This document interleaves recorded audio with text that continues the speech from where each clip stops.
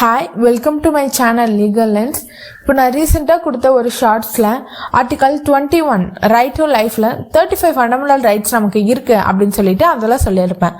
அந்த 35 ஃபண்டமெண்டல் ரைட்ஸில் சில fundamental rights வந்து இந்த வீடியோவில் பார்க்கலாங்க. வாங்க. ஃபர்ஸ்ட் ரைட் பார்க்கலாம். Right to live with dignity. ஒருவர் மரியாதை குறைவு இல்லாமல் நடத்தப்பட வேண்டும். ஒருத்தவங்க சுயமரியாதையோட வாழலாம். அதற்கான ரைட்ஸ் தான் வந்து இதெல்லாம் சொல்லியிருக்காங்க. இதுக்கு சம் எக்ஸப்ஷன் இருக்கு. யார் வந்து லா பிரேக் பண்ணி ஒருத்தவங்க சுயமரியாதையோட இருக்கணும் அப்படின்னு சொல்லி சொன்னாங்க அப்படின்னா அது வந்து இந்த லா கீழே வராதுங்க, இந்த ரைட்ஸ் கீழே வராது. பப்ளிக் சேஃப்டியை மீறி ஒருத்தவர் நடந்தாலும் இந்த ரைட்ஸ் கீழே வராது. Right to free legal eight. Article 39(8) DPSPல இதை பற்றி டிஃபைன் பண்ணியிருக்காங்க. ஒரு புவர் பர்சனால மணியை ஸ்பெண்ட் பண்ணி அவங்களுக்கான கேஸை வந்து பார்க்க முடியாது. அந்த மாதிரி கண்டிஷனில் கவர்மெண்ட் நமக்கு ஒரு ஃப்ரீ சர்வீஸ் லீகல் ஹெல்ப்பும் லாயர்ஸும் வந்து ப்ரொவைட் பண்ணுவாங்க. இதுக்காக கொண்டு வந்த ஒரு ஆக்ட் தான் வந்து legal service authority act of 1987.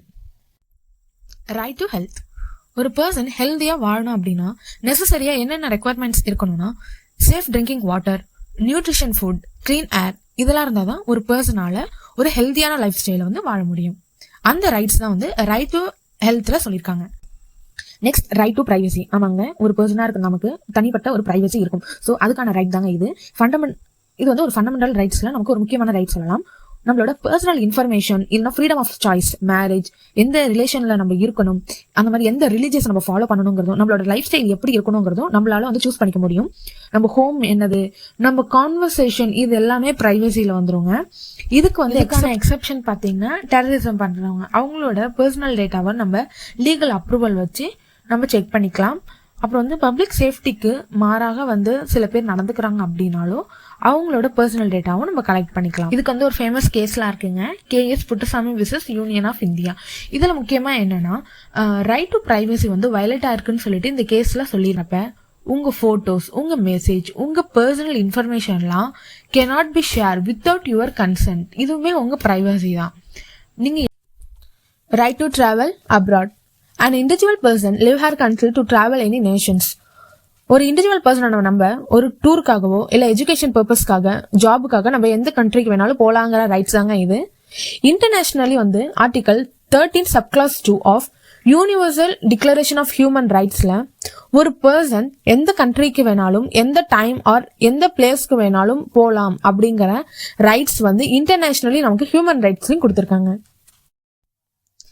Right to information. Indian சிட்டிசனாக நம்ம கவர்மெண்ட் கிட்ட ரெக்வஸ்ட் பண்ணி எந்த இன்ஃபர்மேஷன் தேவைப்பட்டாலும் நம்ம அவங்க கிட்ட இருந்து வாங்கிக்கலாங்க.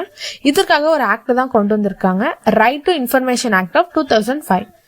கவர்மெண்ட் கிட்ட RTI அப்ளை பண்ணி நம்ம எந்த இன்ஃபர்மேஷனை வேணாலும் வாங்கிக்கலாம்னு இந்த ஆக்ட்ல சொல்லியிருப்பாங்க. Right to sleep. தூங்குவதற்கான உரிமை. இதுக்கு ஒரு ஃபேமஸ் கேஸ்லாம் இருக்குங்க, Ramlila Maidan versus Union of India. 2012 நடந்த ஒரு கேஸ். ஸ்லீப் வந்து ஒரு பேசிக் நெசசிட்டி அப்படின்னும் ஒரு இண்டிவிஜுவலுக்கு ஹெல்தி குவாலிட்டி ஆஃப் லைஃப்க்கு ஸ்லீப் வந்து எசென்ஷியல் திங் சொல்லியிருப்பாங்க. இதுக்கு சம் எக்ஸப்ஷன் இருக்குங்க. நம்ம மிட் நைட்ல ரொம்ப சவுண்டா வந்து பாட்டு கேட்கறதோ இல்ல மூவிஸ் பாக்குறதோ மத்தவங்களை டிஸ்டர்ப் பண்ற மாதிரி இருக்கக்கூடாதுங்க. அந்த மாதிரி ஜாப் டைம்ல நம்ம தூங்குறதோ இல்ல ஸ்டூடெண்ட்ஸ் வந்து ஸ்கூல் டைமிங்ல தூங்குறது, காலேஜ் டைமிங்ல தூங்குறதுலாம் வந்து இந்த ரைட் டு ஸ்லீப் வந்து நம்மள காப்பாத்தாது.